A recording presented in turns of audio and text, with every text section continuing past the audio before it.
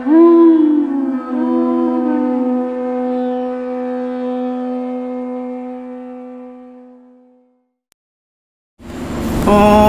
Namo Bhagavate Vasudevaya.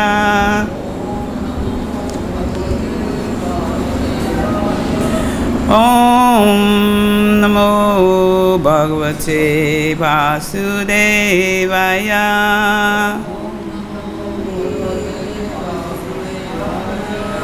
Om Namo Bhagavate Vasudevaya.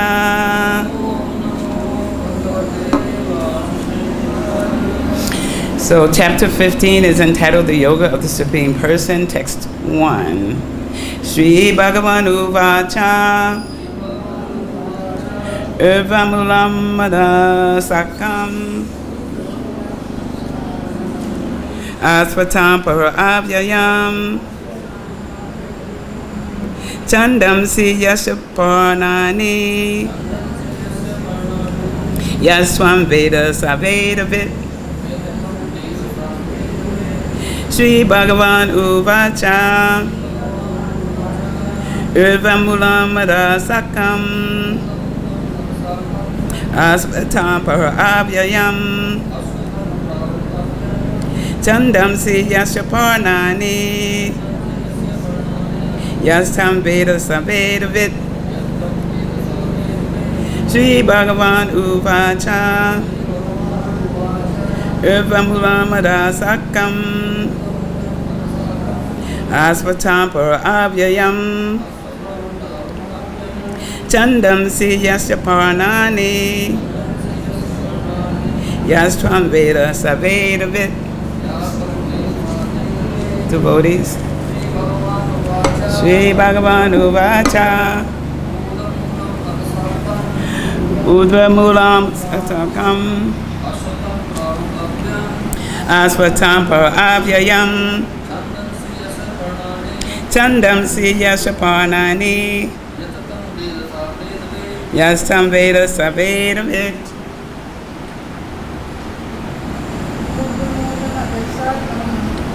Uvamulam Adasakam Asvatam Paravyayam Chandam Siyasaparnani Yasvam Veda Savedavit. Anyone else? Okay. So we'll do the word for word. Sri Bhagavan Uvacha. The Supreme Personality of Godhead said, Urdvan Mulam, with roots above, Adha, downwards, Sakam, branches, Aspatam, a banyan tree, Prahu is said, Avyayam, eternal, Chandamsi, the Vedic hymns, Yasya, of which, Parnani, the leaves, Ya, anyone who, Tam, that, Veda, knows, Saha, he, Vedavit, the knower of the Vedas. Translation and purpose by His Divine Grace, A.C. Bhakti-Vedanta Srila Prabhupada Ki Jai. The Supreme Person of Godhead said, it is said that there is an imperishable banyan tree that has its roots upward and its branches down, and whose leaves are the Vedic hymns. One who knows this tree is the knower of the Vedas. Please repeat. The Supreme Personality of Godhead said, it is said that there is an imperishable banyan tree that has its roots upward and its branches down, and whose leaves are the Vedic hymns. One who knows this tree is the knower of the Vedas.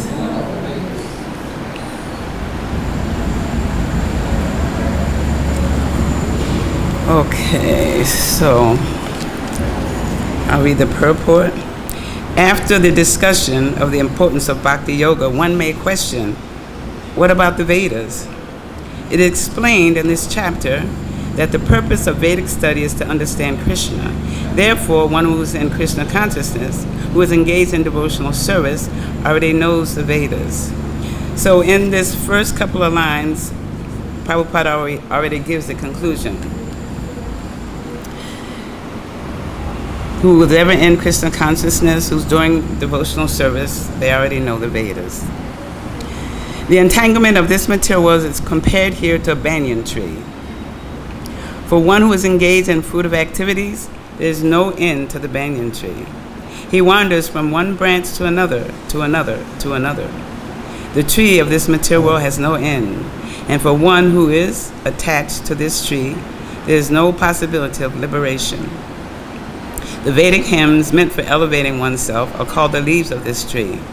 This tree's roots grow upward because they begin from where Brahma is located, the topmost planet of this universe.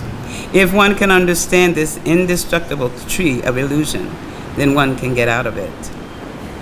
This process of extrication should be understood. In the previous chapters, it has been explained that there are many processes by which to get out of the material entanglement.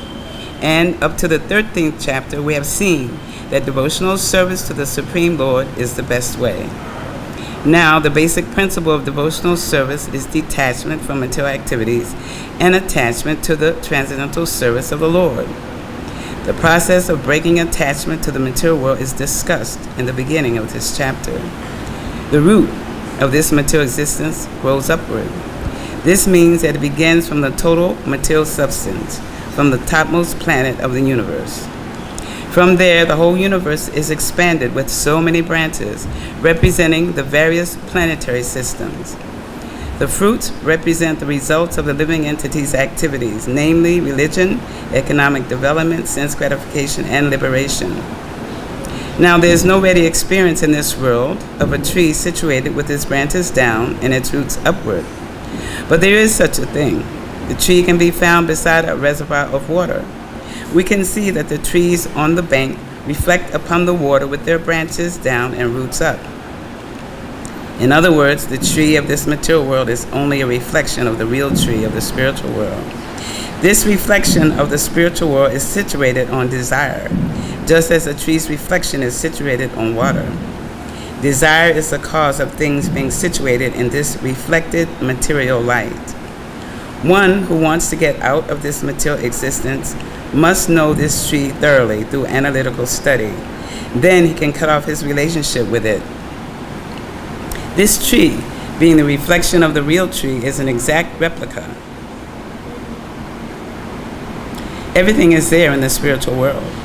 The impersonalists take Brahman to be the root of this material tree, and from the root, according to Sankhya philosophy, come Prakriti, Purusha, then the three gunas, then the five gross elements, Pancha Mahabhuta, then the 10 senses, Dasindriya, mind, etc. In this way, they divide up the whole material world into 24 elements. If Brahman is the center of all manifestations, then this material world is a manifestation of the center by 180 degrees, and the other 180 degrees constitute the spiritual world. The material world is the perverted reflection. So the spiritual world must have the same variegatedness. But in reality, the Prakriti is the external energy of the Supreme Lord, and the Purusha is the Supreme Lord himself. And that is explained in Bhagavad-Gita. Since this manifestation is material, it is temporary. A reflection is temporary, for it is sometimes seen and sometimes not seen. But the origin from whence the reflection is reflected is eternal. The material reflection of the real tree has to be cut off. When it is said that a person knows the Vedas, it is assumed that he knows how to cut off attachment to this material world. If one knows that process, he actually knows the Vedas. One who is attracted by the ritualistic formulas of the Vedas, attracted by the beautiful beautiful green leaves of the tree, he does not exactly know the purpose of the Vedas. The purpose of the Vedas, as disclosed by the personality of Godhead himself, is to cut down this reflected tree and attain the real tree of the spiritual world. Okay. So as before, I like to share with the devotees if they also have some realizations. So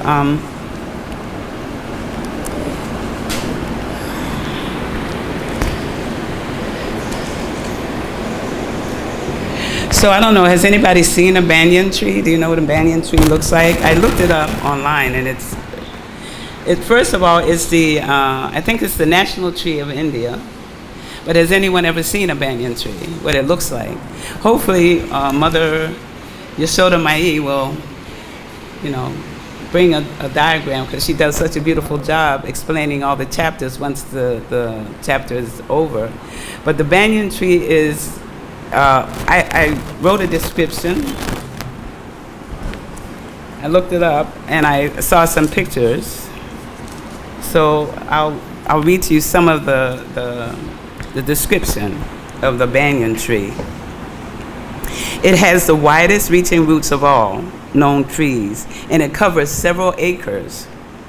And then its life is very long, and it's thought of as an immortal tree. So that kind of coincides with what Srila Prabhupada is saying. If one can understand the indestructible tree of illusion, okay, so the seeds of the tree are small. Sometimes they fall on the branches and stems of other trees or on human edifices.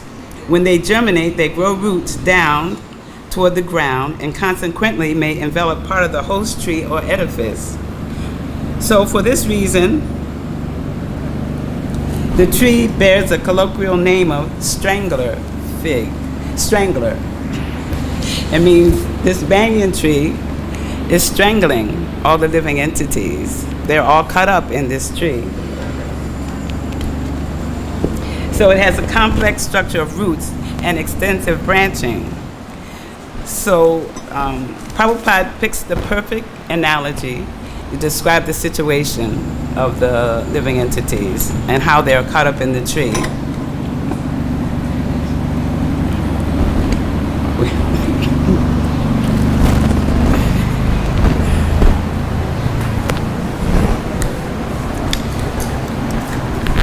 So it's saying, Prabhupada said, he wanders.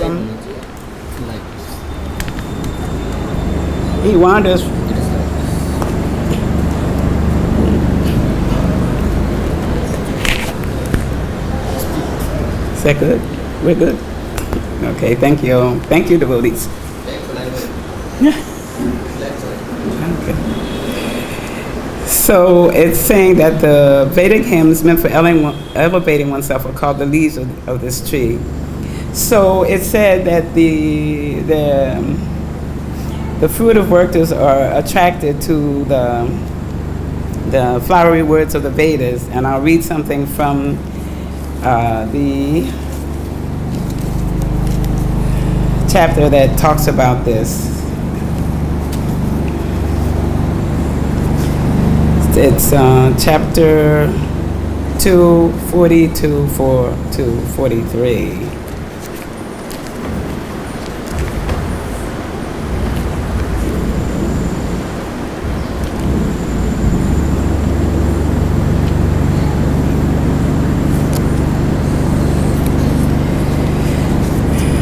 Men of small knowledge are very much attracted to the flowery words of the Vedas, which recommend various fruitive activities for elevation to heavenly planets, resulting in good birth, power, and so forth. Being desirous of sense gratification and opulent life, they say there's nothing more than this. So we can say, at least they're following the Vedas, they're following the laws of God, because that saves them from going to hell. And eventually, hopefully, they'll eventually get to understand what the Vedas are really about and what's the purpose and the conclusion to the Vedas.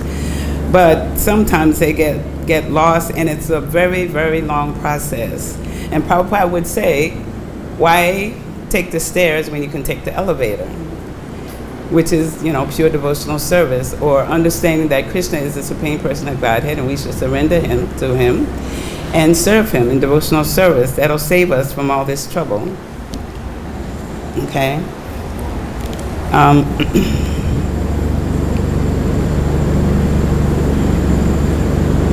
So we're supposed to understand. Prabhupada wants us to really examine and really study these books. I was thinking today how all this knowledge that Prabhupada is giving us is applicable to today. It's not a history. It's actually applicable to our lives today. I've had lots of experiences where, there's been situations that were very puzzling and bewildering to me, and I couldn't figure it out myself. But all you have to do is open up, just pray to Srila Prabhupada, open up either the Bhagavad-Gita or the Srimad Bhagavatam, and the answer will come. It'll be very clear about, and it addresses exactly whatever issue you're dealing with, because these are, like Christians always call their Bible a living Bible. So our Srimad Bhagavatam and our Bhagavad-Gita, they're living and they're pertinent to every moment. And I know that Prabhupada used to tell his disciples, they were distributing books, but he would ask them, are you reading my books? Because reading, you can't preach if you're not reading, nor can you apply it to yourself. So reading it, applying it, studying it every day, actually. This is, if you know Vaisheshika Prabhu, that's his program, Be a Sage, page by page. We have to really stay in reading the Srila Prabhupada's books, because we become bombarded by so many problems. So when you pick up the book and you read it, you get clarity. You use your intelligence, you just don't get emotional or, get disturbed about what's happening in our life. We're devotees, it's true, and Krishna is there. And whatever happens to us is different from what happens to the karmis, the people outside. But still, these books are for us as well as for other people too, more than just distributing.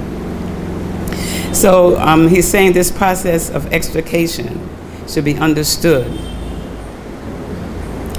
And there are many processes.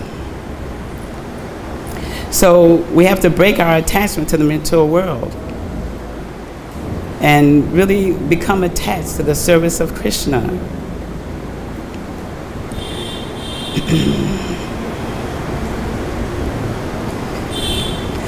And so the fruits represent the results of the living into these activities. And as I was reading also about desire is the cause of things being situated in this reflected material light. And I don't remember which stream of Bhagavatam I read this in, but this world is going on by the desires of the living entities. They want to enjoy, and so it goes on because they want to keep trying to fulfill their material desires and get sense gratification. So that's why it's going on. And then it's saying the tree of this material world is only a reflection of the real tree of the spiritual world. This reflection of the spiritual is situated on desire, just as a tree's reflection is situated on water. One who wants to get out of this material existence must know this tree thoroughly through analytical study. Then he can cut off his relationship with it. This tree, being the reflection of the real tree, is an exact replica. Everything is there in the spiritual world. And the material world is the perverted reflection. So I'd like to ask the devotees, in terms of, being the perverted reflection, can someone talk about what things are happening in this world that are the perverted reflection of the spiritual world?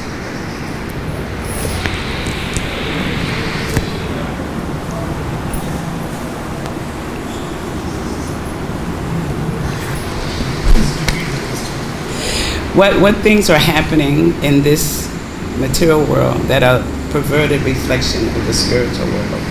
That is real in the spiritual world, but is not real here. All non-Krishna conscious activities are just reflection. Yes. Anything that's non-Krishna conscious. That is reflection. That is temporary, that will that started someday and it finished someday. Won't remain. Right. Won't remain eternal. Okay, that's the mic for you. So the audience can hear you? Yes, please. All non-Krishna conscious activities are reflected. Can be seen as reflected activities because they will not be eternal. So how does a person who's working out in the world, how should he see his activities? He's in ignorance. He feels. But okay, I didn't make suppose he's a devotee. How should he see his work in the world? They have to work out in the world. Being a devotee, he still feel a difference between a Krishna conscious activities and non-Krishna conscious activities. Even in the beginners, they can distinguish between both kind of activities. Mm-hmm. He feels that serving Krishna is something eternal, and feeling eternal bliss. But if I am not serving Krishna, serving this material world, it gives pain also. It cannot give a full bliss. Mm-hmm. There are some miseries available in the material activities. Yes, but there's another way also we can look at it, is that a devotee who has to work out in the material world, he can see Krishna in all his activities. He can offer it to Krishna. He can say, okay, this work I'm doing for Krishna. I'm working to support my Krishna conscious family. I'm working to give Lakshmi to the temple, like that. That'll keep him aware of, his work being service to Krishna. That's a way to see those activities and not see the material. Because I know a lot of devotees who are working have difficulty balancing the spiritual and the material, but they both have to come together, and you can make that, you can see it like that, right? Okay. Yes? I read the other day about politicians. Oh, take the mic, please. Oh, I'm sorry. I'm sorry. Go ahead, Prabhu. Hare Krishna. Hare Krishna, Prabhu. This material world is just as ignorance. Ignorance. And this regulatory, this is the spiritual world. The ignorance means actually this living entity is involved in this cycle of birth and death. It has to be taken out of this birth and death. It means that in the material world, the living entities is involved in this cycle. Living entities involved in this cycle of birth and rebirth. It has no end and no start. And you can stop it with the service to the Lord. Actually, this is mean you can cut the stain by the knife, or you can by this devotional service to the Lord. This is best. One who knows this actually, he can get free from this attachment of this material world. Yes, and also the spiritual master's service is to cut our attachment to the material world. Yes. He also uses the knife to cut our attachment. Okay. And she went. I'm sorry. No, I said this. The spiritual master is the one who can cut your attachment to the material world. The spiritual master. I can't hear you. A political leader. Is he a perverted reflection as being a leader, taking care of the people, but really behaving like a satriya in the community? Perverted. Are you speaking of a political leader? If he's a political leader, you're talking about in the material world. Is that what you're talking about? Yes. And he is, What's your question? is he a perverted reflection of a satriya? A satriya? Like a leader. He doesn't. He no. Is he a perverted reflection of the leaders in the material world?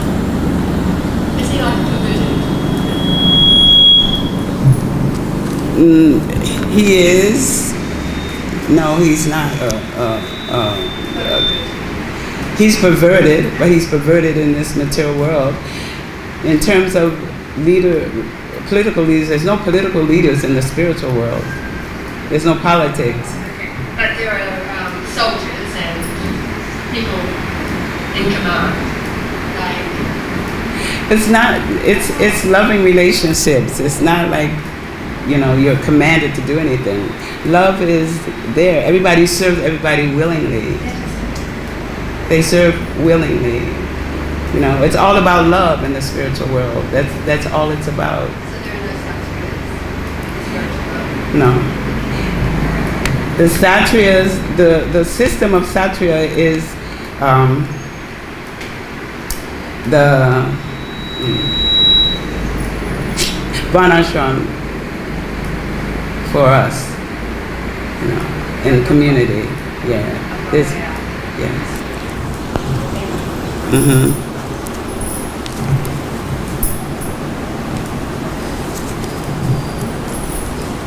Okay. Get to my notes.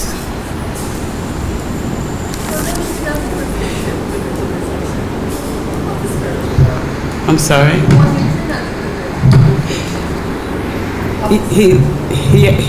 This Prabhu already said that it's anything that's not Krishna conscious, that doesn't put Krishna first, put him in the center. Yes. You have to put Krishna first, put him in the center of all your activities, and do devotional service. Serve him, make your whole life dedicated to serving him. Okay.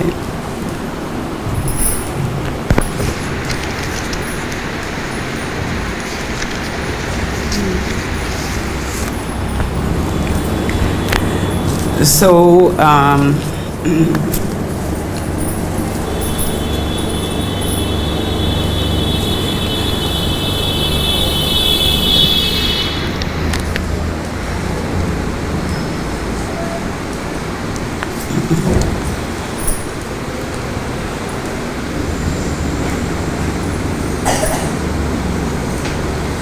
so in the last paragraph, Prabhupada says reflection is temporary, for it's sometimes seen and sometimes not seen. So, like for instance, we can be in a desert and think we see a mirage, which comes from the heat of the desert. So the mirage is the oasis, or like you think you see water. That's a mirage. It's an illusion, and sometimes it's seen and not seen. And then he also compares it to the reflection on the water. We can see that the trees on the bank reflect upon the water with their branches down and roots up.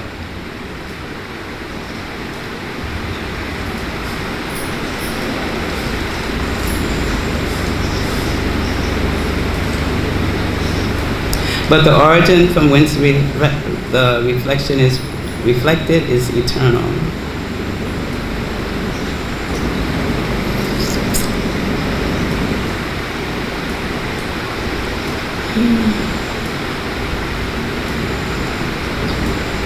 So actually the purpose of the Vedas, as disclosed by the person of Godhead himself, is to cut down this reflected tree and attain the tree of the spiritual world.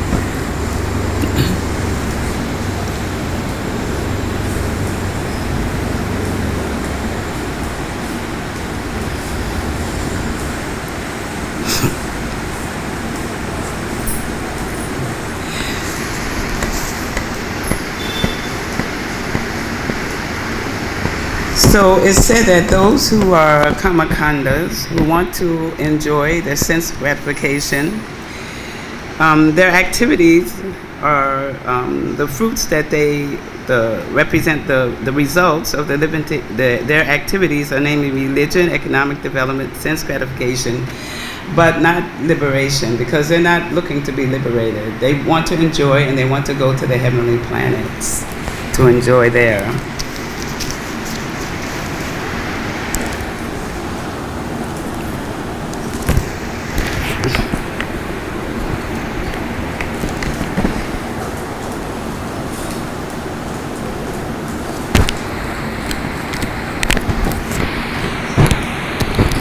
So does anyone have anything additional they want to add or subtract or comment?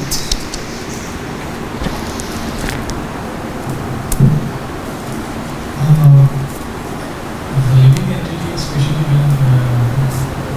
when we start devotional service, Yes. even at the beginning we realize that we should not be in touch with material energy. You should not be in the... We should not be in touch with material energy. We should not be in illusion. We should serve only Krishna. We should engage in Krishna conscious activity.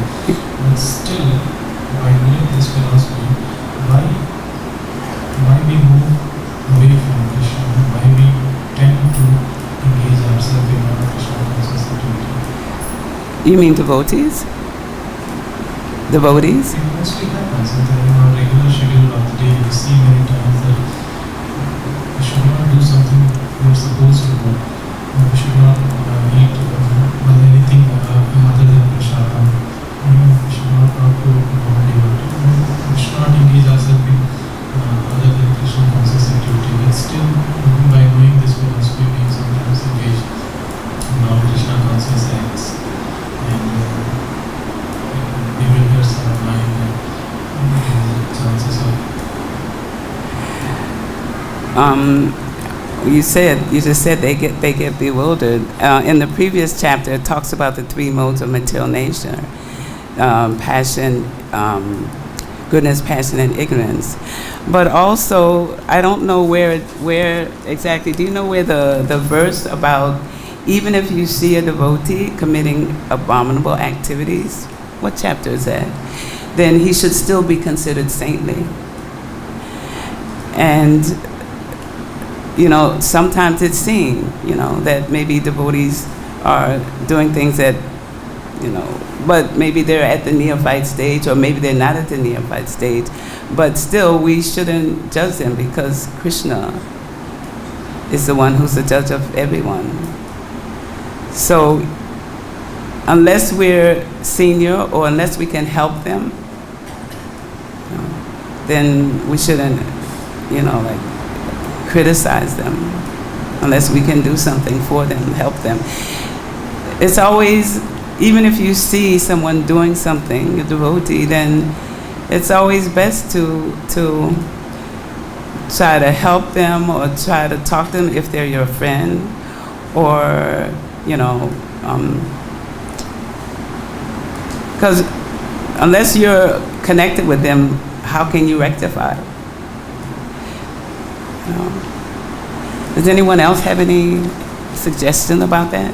You? Is he saying why is materialism so ingrained in us?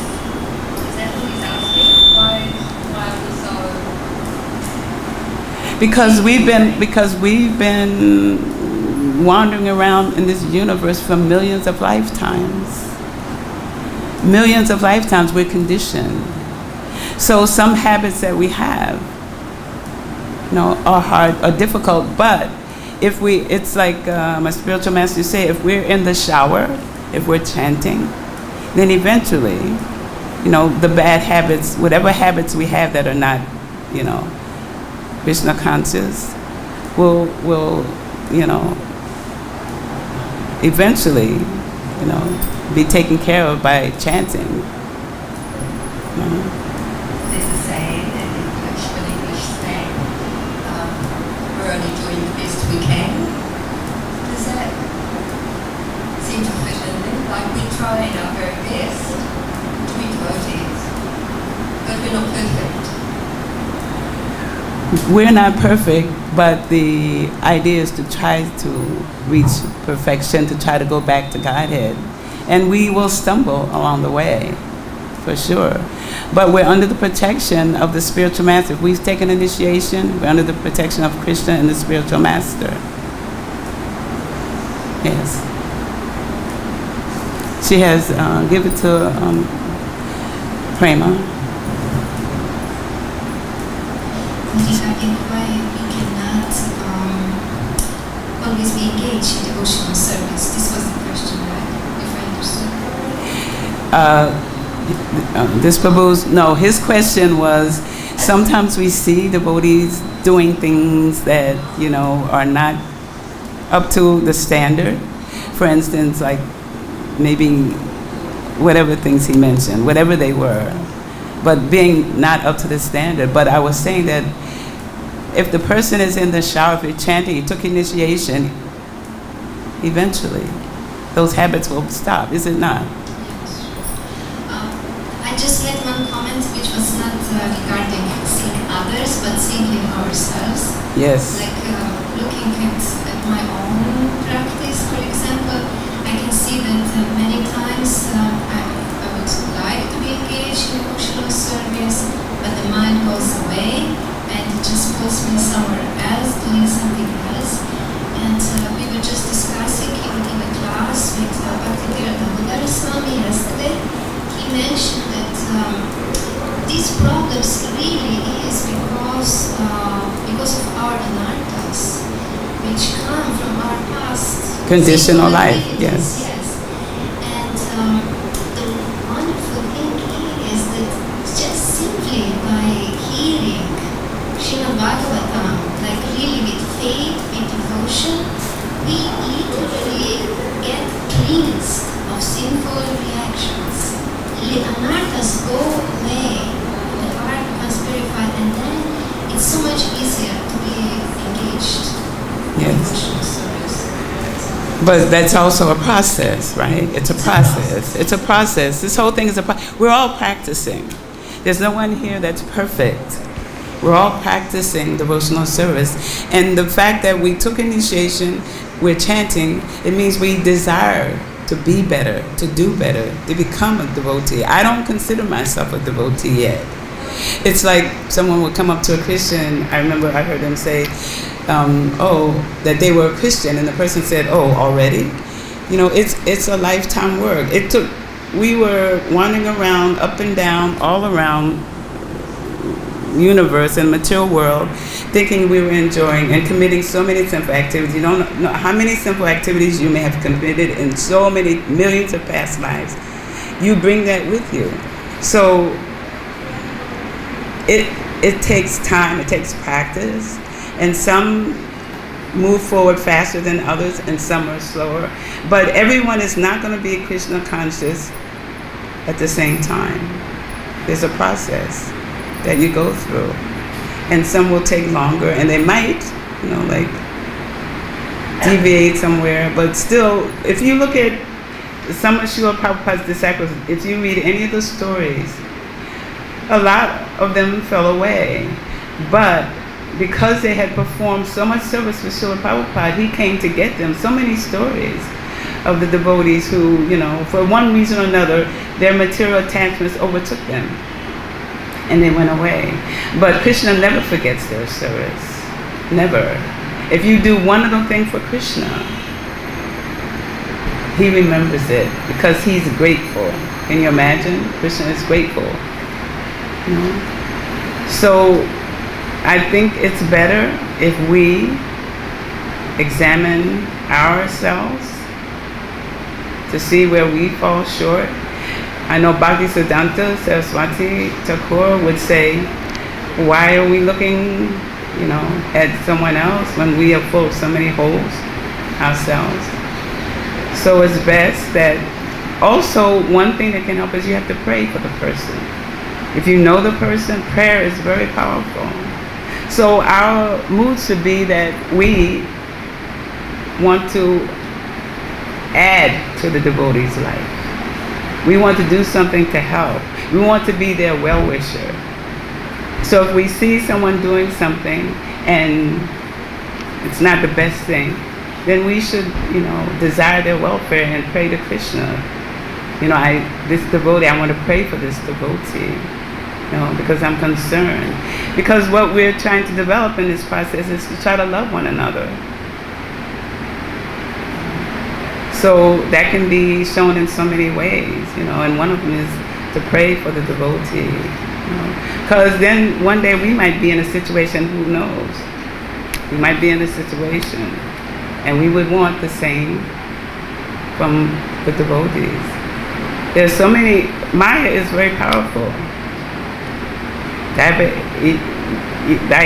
the Aisha Gunamayi, Mama Maya, Dhiradyaya. You cannot, mess with her. She's very powerful. And so sometimes someone may succumb.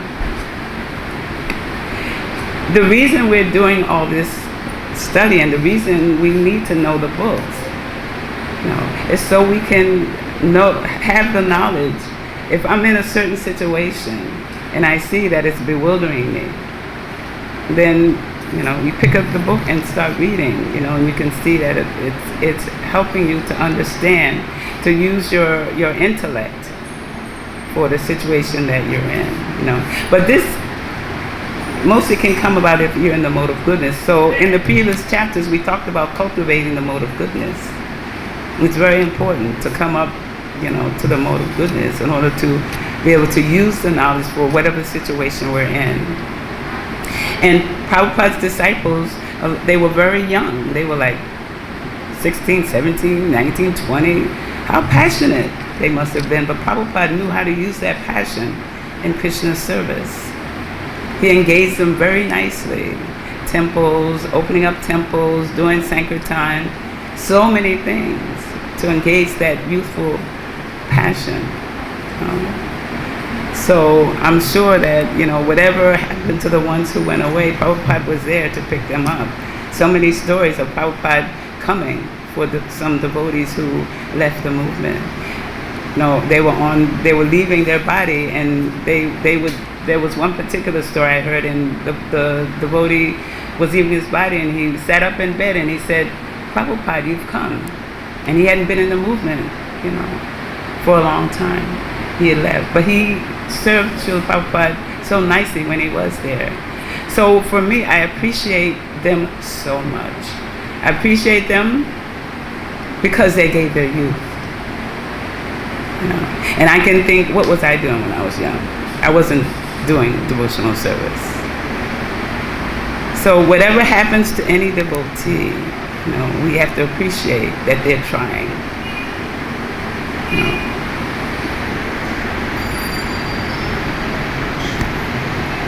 Yes.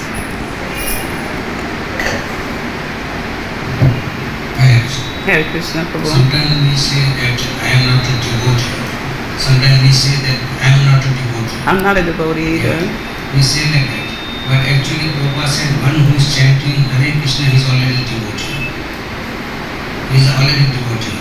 But if somebody asks us, okay, we are a devotee from the ISKCON, wherever you go, some materialist person, you address them that you are devotee in the ISKCON. Then sometimes why this come to us that we are not the devotee? We are still not the devotees. We are already devotees, but what is making us that we are not the devotees? What is making us say that we're not the devotees? Yeah. Because we feel like that there's such a long way to go. And we also understand our anathas. And we don't feel like our chanting is Sudanam.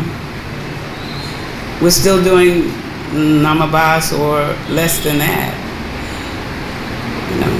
So, if we see examples of spiritual masters who are 100% just doing Krishna conscious activities, making disciples, traveling around preaching, then we need to think, I need to chant. I need to chant with attention.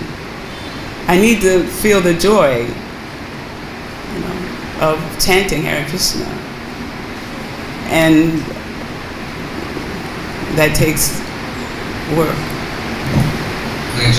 But the statement of Prabhupada is giving that one who is chanting Hare Krishna is already a devotee. So, Prabhupada can say that. That's nice.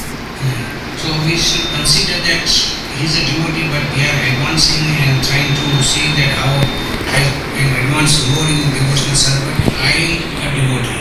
I cannot say I am not a devotee. I am a devotee. If outside material person asks me, I am a devotee of some.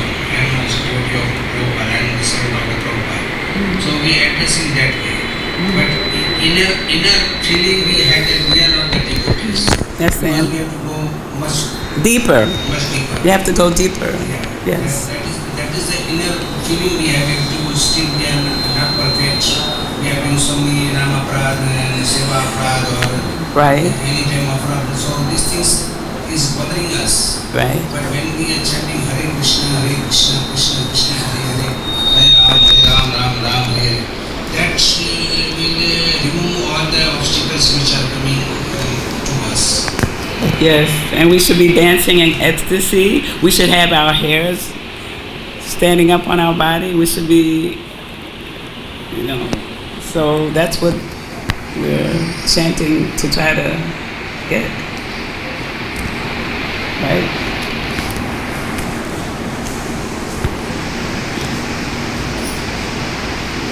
Anyone else? Okay. Let's go on.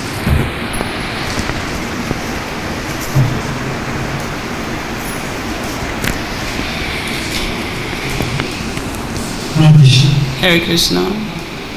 It's more a reflection, comment, or reflection on myself. I mean, the chapter we read, I think the bhakti-yoga, and the Lord is saying that we've got this inverted tree, which is the material tree, and we need to cut it down. And as a reflection, it's, the tree is being nourished. It's getting food from somewhere. Desires. We have desires, material things, etc. So, in terms of, you asked about, the Lord asked about what is that in the spiritual world which is a perverted reflection here. And I was kind of just thinking while we were talking that we really self in the material world, however elevated one may feel or may not feel, we think about ourselves, it's that self-ego, it's me, mine, mother, and I. Whereas in the spiritual world, it's about the real ego, that you are the servant of Krishna. And to cut this tree down, you have to kind of have to deal with you kind of have to deal with trying to cut that tree down by thinking that what our Srila Prabhupada said that be a servant of a servant, and try and get into the mode, in a practicing mode, because we are all practicing mode of becoming getting ourselves into the real ego. So as I said, just a reflection, not a comment, not a question, just to share. Thank you for sharing. Very nice point. Anyone else want to add to it? I'm sorry? You didn't hear what he said? That's because the mic is bouncing. Okay. If there's no more questions, thank you very much. Hare Krishna. All glories to Srila Prabhupada.